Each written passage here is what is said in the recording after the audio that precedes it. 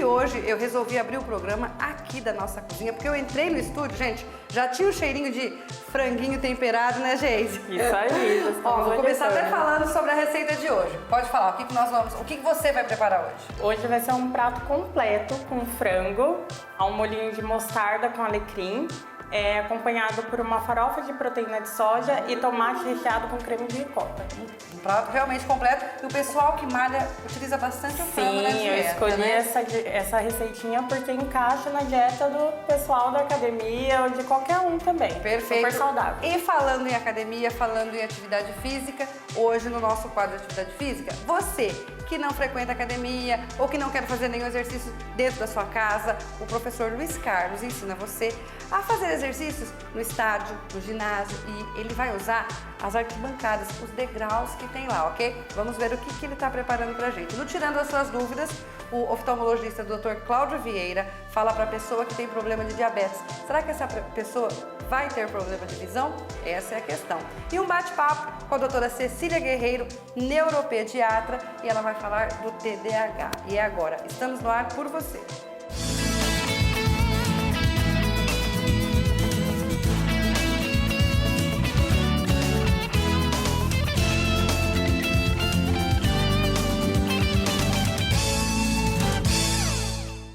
E hoje a gente inicia o programa com a doutora Cecília Guerreiro, neuropediatra de Marília, que eu tenho o prazer de receber aqui. Bom dia! Bom dia, Maíta. O prazer é meu. Obrigado pelo convite. Muito bom estar aqui com esse cenário bonito, diferente. Eu aproveito para que a gente sempre possa informar os nossos telespectadores e para te ver, que eu adoro estar com você. Sem dúvida. Muito bom também te ver. Bom, nós vamos falar sobre transtorno de déficit de atenção e hiperatividade, que é o TDAH. E comorbidades.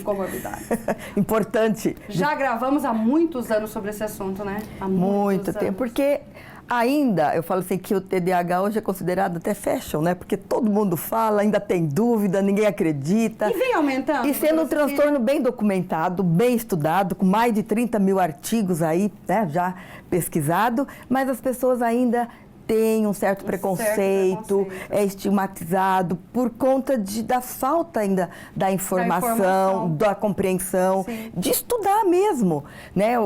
Dentro da neurologia infantil, que no meu dia a dia, no consultório, nós estudamos e acompanhamos crianças no neurodesenvolvimento. Então, nós temos os desvios do desenvolvimento. Nós temos desvios leves, que o TDAH faz parte, sim, mas também temos desvios mais graves, que comprometem a parte motora, criança com atraso no desenvolvimento motor, como as paralisias cerebrais. Nós temos as crianças com as perdas na parte cognitiva, que entra a deficiência intelectual, e outros transtornos até mais invasivos, como o transtorno do espectro autista. E, na verdade, quando você diz que ainda existe esse preconceito, essa questão dessa falta de informação, a gente escuta ainda as pessoas mais velhas dizerem assim, na minha época isso tinha outro nome, né? Não existe isso. Mas não é que não existe. Eu acredito que sempre existiu, mas é o que você falou, não tinha esse estudo todo, não tinha tudo isso. E as pessoas não eram tratadas. Exatamente. Então, as primeiras descrições, já desde 1845, por um pediatra até alemão, ele já escreveu um livro com os sintomas, identificando os sintomas nos próprios 2 filhos que ele teve. Certo. Um estabanado, desajeitado, derrubava tudo, não ficava na mesa, não parava sentado na mesa de jantar. E o outro andava no mundo da lua, sonhava acordado, vivia nas nuvens, como ele dizia, até que ele caiu no rio. Olha só. Bom, então vamos lá. Fala um pouquinho sobre esses transtornos, quais os sintomas, né?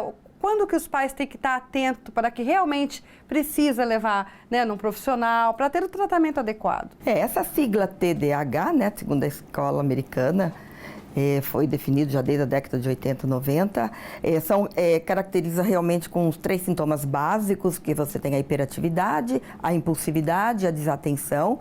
Então, são sintomas que, se você for avaliar, é peculiar de todas as crianças, né? O agitado, inquieto, mais arteirinho, o desligado, avoado. Então, como que nós temos que avaliar isso? São sintomas, quando a gente fala nesse transtorno, é uma bibliografia que tem que vir já desde lá de trás. Por isso que quando procura ou um pediatra ou um especialista, os pais têm que estar prestando atenção em determinados comportamentos que ocorrem, mas estão ocorrendo numa intensidade maior e passam a comprometer. Então, quando você tem uma criança mais inquieta, agitada, porque a hiperatividade, ela pode vir sozinha, fazendo parte de outros transtornos, mas dentro do TDAH é uma coisa frequente, que já vem já há algum tempo, há mais de 6 meses, e passa a comprometer a criança. E a Principalmente no desenvolvimento escolar dela. E esse sintoma de hiperatividade ou impulsividade já começa na pré-escola. E mais importante, quando você tem para avaliar o desenvolvimento da criança, já desde bebê. Então, aquele bebê com um sono irregular frequente, que é a queixa que procuro muito no consultório do neuropediatra, o bebê que não dorme, é agitado, irritado. Então, o sono noturno é muito importante. Então, tem a criança que não dorme bem à noite, a criança que às vezes tem os comportamentos, que tem as birras, que são normais da determinada faixa etária, mas tem aquele mais intenso, que depois nós temos, por isso que eu estava falando das comorbidades, importante avaliar transtorno desafiador de oposição. Então, são numa intensidade sempre maior. Você tem aquelas crianças que pode ter processos alérgicos, intolerâncias, tudo você já vai prestando atenção no desenvolvimento do bebê, chegando na pré-escola, com comportamentos que lá, junto com as outras crianças, o relacionamento, o aprendizado, começam a aparecer realmente as perdas. E na fase escolar é que acaba acentuando. Na verdade, acredito que na maioria das vezes vem alguma reclamação da própria escola e é aí que os pais ficam mais atentos, né? Como é um diagnóstico já bem estudado, é neurobioquímico, né? E eu ia te perguntar, como é feito esse diagnóstico? O diagnóstico é genético, vem uma alteração bioquímica do cérebro, mas tem também os fatores ambientais que interferem. Mas sempre quando você vai avaliar e vai tirar uma anamnese, uma história evolutiva da criança, você vai sempre ver, ou tem o pai, ou tem a mãe, ou tem o tio, ou tem o avô. Então, é um diagnóstico clínico com sintomas, intensidade de sintomas, comprometimento e toda essa alteração genética, a herdabilidade genética. Criança ou adolescente que tem o diagnóstico de TDAH, ele sempre tem que ser tratado com a medicação ou existe outra forma de tratamento, dependendo do grau que ele está? Então, cada caso é um caso. Você não tem TDAH igual ao outro, você não tem uma receita igual a receita de bolo, cada um é diferente, e você tem tipos de TDAH, o leve, o moderado e o mais acentuado. Então, você tendo, mesmo com esses sintomas que aparecem antes dos 6 anos, hiperatividade, impulsividade, numa criança, numa faixa etária 4, 5 anos, você não vai tratar e nem vai indicar medicação. A psicoeducação é muito mais importante, a orientação para os pais, a orientação para a escola, a ajuda dos terapeutas para orientar a criança, a família.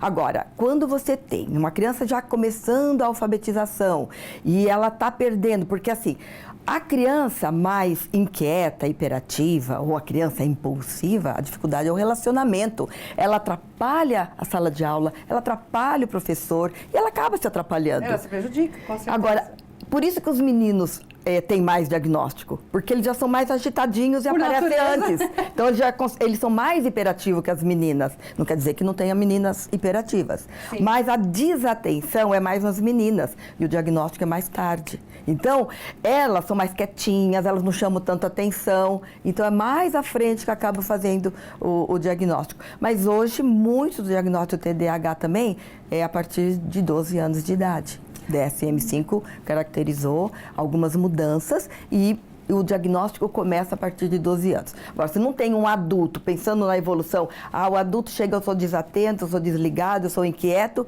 mas não tem um histórico lá atrás. Então, você tem que ver essa inquietação ou essa desatenção com um diagnóstico diferencial.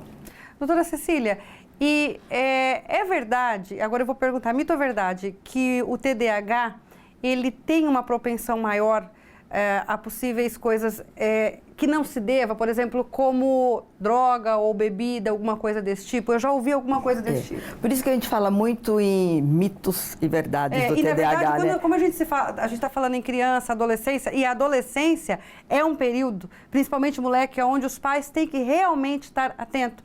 Isso é mito ou verdade? Por isso que a orientação é importante.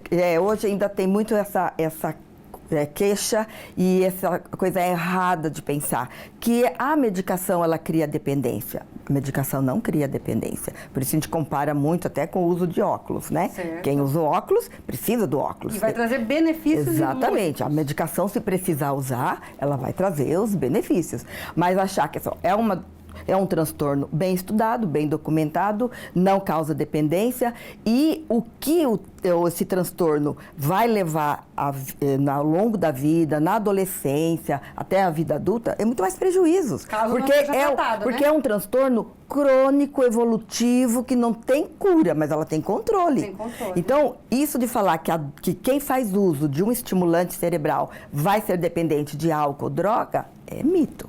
Você tem que organizar um transtorno que é bioquímico do cérebro, a nível de neurotransmissor, para exatamente ele, num processo ainda de desenvolvimento, chegar numa adolescência, num equilíbrio, para não ir para esses dependência de álcool, cigarro e drogas. Na verdade, a medicação vai trazer uma concentração maior, principalmente na questão da escola. Que vai repor essa falha bioquímica, né, que normalmente tem. Agora, tem alguns que têm numa intensidade menor, que com a orientação, com Por a isso terapia... precisa de um profissional. Exatamente, com toda essa ajuda familiar, escolar, o terapeuta, a terapia cognitiva, comportamental, ajuda muito, né, de conseguir lidar com essas dificuldades. Eles criam mecanismos que nem precisam muito da medicação. Mas quando você tenta toda a orientação, a criança está tendo prejuízo, porque isso, o que leva a essa dependência química? A baixa autoestima, o baixo rendimento escolar, a pessoa não se encaixa. Isso, a dificuldade do relacionamento, essas crianças acabam até sofrendo muito bullying na escola. Então isso tudo... Isso pode levar para um outro... E a outros transtornos, como que eu falo, como é importante perceber as comorbidades. Sim. Que comorbidades, junto com o TDAH, comorbidade, é duas coisas juntas. Você pode ter 2 comorbidades, 3 comorbidades. Quanto mais comorbidade, mais comprometimento. Dentro das comorbidades mais frequentes no TDAH, ansiedade, a depressão, um transtorno de humor, que a gente sabe do transtorno de humor, para ir para depressão bipolar. Aí tem os abusos de substâncias, o transtorno do aprendizado, que acaba levando também a muita ansiedade e a esses outros conflitos. Porque aí a criança não acompanha e aí ela vai se sentindo meio fora do... Mas dentro da neuropediatria, o que a gente mais observa, além de ser o transtorno de ansiedade, transtorno de aprendizado, o transtorno desafiador de oposição. Esse, que tem na criança e tem no adolescente. E isso é uma comorbidade que precisa estar tratando não só com a medicação, mas com a psicoterapia. E, principalmente, no transtorno desafiador de oposição, é a terapia com o manejo dos pais. É o mais importante. Infelizmente, o nosso tempo é curto. Se pudesse, eu ficaria gravando aqui com você muito tempo. Mas agora, para a gente encerrar, eu quero que você deixe o recado para os pais, principalmente, acho que para as mães que estão nos assistindo, que estão passando por isso, né? Para essa questão tão importante, como você falou, que não tem problema nenhum, precisa ser tratado e é uma questão de falta de informação em relação a esse assunto. É o que eu falo muito no meu dia a dia na clínica para os pais, a orientação que eu falo, que assim, nós não podemos hoje achar que tudo, eu era assim, vai passar, com o tempo melhora. Que é o que eu disse aos mais velhos. Exatamente. Exato. Hoje, tudo que está diferente, quanto mais cedo observar, mesmo que não seja transtorno nenhum, doença nenhuma, mas vamos ter um olhar diferenciado, porque nós estamos ajudando a criança. Como nós estamos falando, uma das comorbidades muito frequente hoje com o TDAH e o transtorno do espectro autista, que você já vai observando antes dos 5 anos e você fica na dúvida. É o TEA é o transtorno de espectro autista ou é o transtorno do déficit de atenção e hiperatividade? Porque são hiperativos, são mais impulsivos. Vamos estimular, vamos organizar essa criança com esses sintomas para depois pensar no outro. E agora eu vou para a lógica de novo. Eu acho que tudo tem uma lógica, né? As pessoas, na minha época não era assim, na minha época... E na sua época, tinha celular, tinha esse monte de informação invadindo os lares e tudo isso, e isso é ruim. Então, assim, cada época é uma época Sim. e tem que ser vivida naquele formato. E né? no dia a dia, na clínica, o que eu mais escuto dos pais? O pai, mas eu fui assim, sempre fui desse jeito e sobrevivi. Falei, ótimo, sobreviveu, mas você quer o mesmo sofrimento para o seu filho? Mas hoje... E não sabemos como vai evoluir, porque é uma fase do desenvolvimento. Pode chegar bem, mas pode chegar com muitas perdas e sofrimentos que levam à frustração. E antigamente não tinha tudo isso que a gente vive hoje, Com certeza. Né? Mais uma vez, obrigada pela sua participação. Eu que agradeço, Maíta, um prazer estar aqui com você. Nós vamos para um breve intervalo, mas não sai daí não, porque é rapidinho. Estamos de volta e daqui a pouquinho a nossa receita, aí sim você vai ver como é que vai preparar esse frango, que a Geise falou logo na abertura, mas agora vamos falar em atividade física, porque a atividade física é muito importante, previne muitos problemas de saúde, ajuda quem está com problemas de saúde, ok? E o professor Luiz Carlos vai ensinar você que não quer ir na academia, não quer fazer exercício em casa, saiu para caminhar? Tem um ginásio, tem um estádio, tem algum lugar que tem arquibancada, que tem degraus? Olha tudo que você pode fazer. Vamos lá?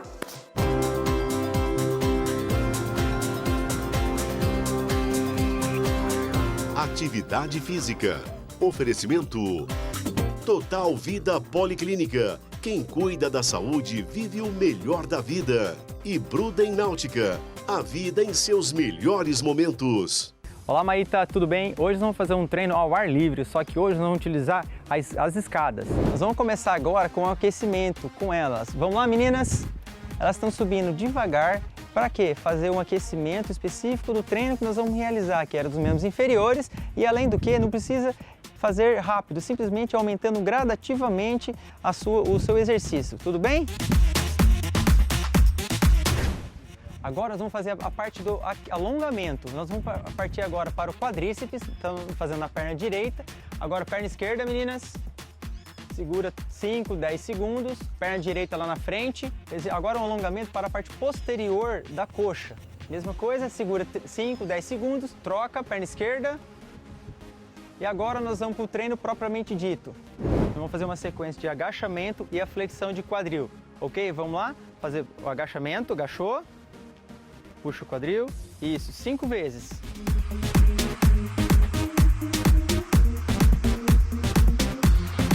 3, 4, aí vira devagar e sobe 10 lances de escadas, vamos lá?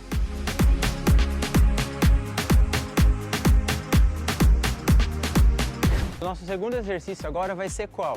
Érica, sobe com uma perna e faz um agachamento. Isso, vamos todo mundo agora com a esquerda, vai lá. Pessoal, agora nós vamos fazer um exercício para os membros superiores, mais voltado para a musculatura do peitoral e do tríceps braquial, ok? Vamos lá? Agora vamos fazer também a paralela, exercício voltado para o tríceps braquial também. Não precisa fazer a extensão total de cotovelo. Agora, meninas, bora, subir mais uma, virou, subiu, bora, foi. Isso! Aí, Maíta, finalizando o nosso treino, todas cansadas, pessoal. Tchau para todos. Tchau. Obrigada, professor Luiz Carlos. Você viu só? Tem que fazer atividade física, tem né? Que fazer, e você jeito. aí que gosta de malhar, aproveita essa receita que vai frango, né? Exatamente. Tem que ter frango no cardápio. Então vamos lá. Ó, o frango eu já trouxe ele temperadinho, Maíta. Aqui eu temperei com mostarda, mel, um dente de alho, um pouco de pimenta do reino branca e coloquei meio limão também. Creme de ricota, uma colher de sopa bem cheia de manteiga, meia cebola pequena picada e um pouquinho de sal que a gente vai usar, alecrim e manjericão. Aqui é a nossa proteína de soja, tem 100 gramas. Eu triturei 50 gramas, o restante eu deixei ela em pedaços mesmo porque a intenção é deixá-la crocante. Aqui nós temos um tomatinho, Um muito tomatinho. bonitinho. Ele já está Isso, todo limpinho abertinho. por dentro e 2 dentinhos de alho. Ok. Nós vamos utilizar na receita. Então vamos começar pelo frango. Então nós vamos derreter a manteiga, deixar ela dar aquela derretida boa. Vamos colocar 2 talinhos, de alecrim e os dentinhos de alho.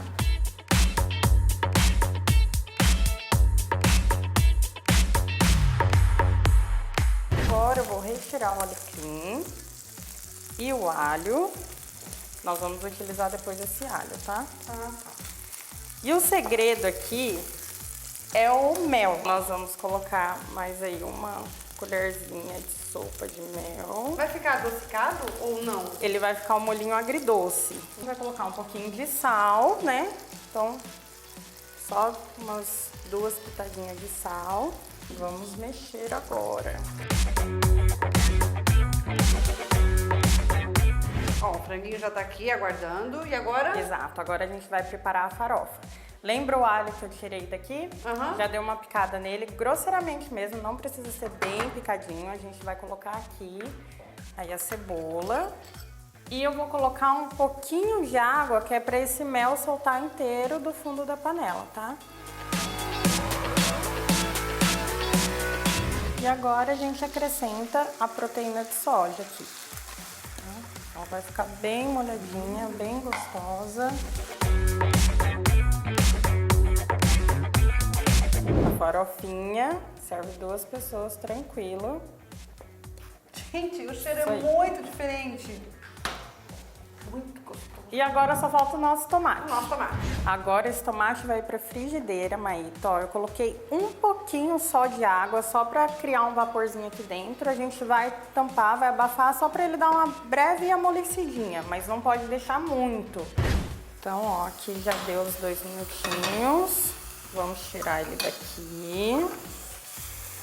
Aquela breve cozidinha que eu falei para vocês. Agora a gente vai rechear ele. Então tira a tampinha.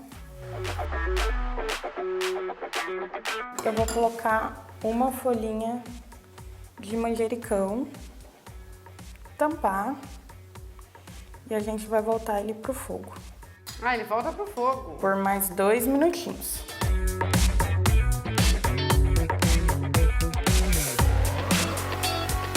Enfim, tudo pronto, né? Tudo prontinho. Olha só que prato delicioso, bonito. Tomate.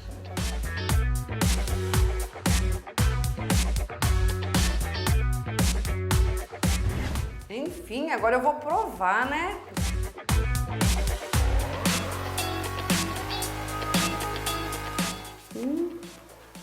Que delícia, vamos pro frango. Minha linda, mais uma vez obrigada, Eu que ok? agradeço o convite, Maíta. Nós vamos para um breve intervalo e no próximo bloco teremos a participação especial do Dr. Cláudio Vieira, oftalmologista. Eu volto já. Estamos de volta e daqui a pouquinho teremos a participação especial do Dr. Cláudio Vieira, oftalmologista, mas agora eu quero falar para você da J5000 lavadora residencial de alta pressão da Jatoclean. Dá só uma olhadinha. Leve, eficiente e econômica. Esta é a J5000, lavadora de alta pressão residencial da Jatoclean. Fabricada no Brasil, possui mangueira de longo alcance, gatilho com trava de segurança e qualidade superior. Com a J5000 da Jatoclean, a economia de água é de até 80%. J5000, a sujeira sai, a beleza fica. Jatoclean, produtos de confiança, limpeza de qualidade. Viu só? A sujeira sai e a beleza fica. Para maiores informações, acesse o site jatoclean.com.br. E agora sim, nós vamos para o quadro Tirando as Suas Dúvidas com a participação especial do Dr. Cláudio Vieira, oftalmologista. Tirando suas dúvidas. Oferecimento Visari, Hospital de Olhos. Sua visão levada a sério. E olha só a pergunta que nós temos hoje. Quem tem diabetes pode ter problemas na visão? Bom dia, Dr. Cláudio. Olá, bom dia. É um prazer estar aqui com vocês.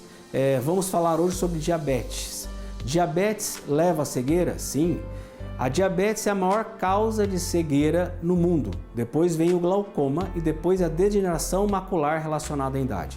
São 3 doenças extremamente graves e que devem ser diagnosticadas e tratadas o mais precoce possível. Se você é diabético e controla a glicemia mais próxima do normal, 110, 120, no máximo 130, pratica esportes, faz a dieta correta que o seu médico prescreveu, a chance de ter uma retinopatia diabética é muito pequena. Agora, se você não controla a sua glicose, você abusa na alimentação, não pratica esporte, você tem uma grande chance de ter uma retinopatia diabética, uma doença da retina causada pelo diabetes, que pode ocorrer hemorragias, lesões, edema, que é o inchaço da retina, e aí tem que fazer tratamento. Quais são os tratamentos? Aplicações de medicações como as antiangiogênicas, o laser e até cirurgia. Então, todo paciente diabético tem chance de perder a visão. Claro que tem,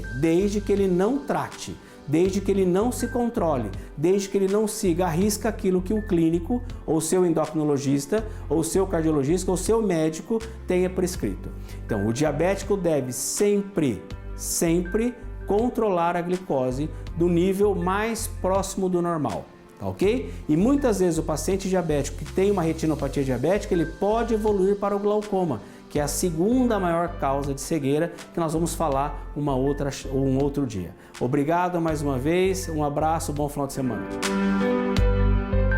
Obrigada pela participação, Dr. Cláudio. Gente, eu ainda tô sentindo aqui no estúdio o cheirinho do nosso prato, do quadro Receita Saudável, que se você perdeu e não acompanhou, olha só, acesse o portal do SBT Interior, porque fica tudo registrado lá, ok?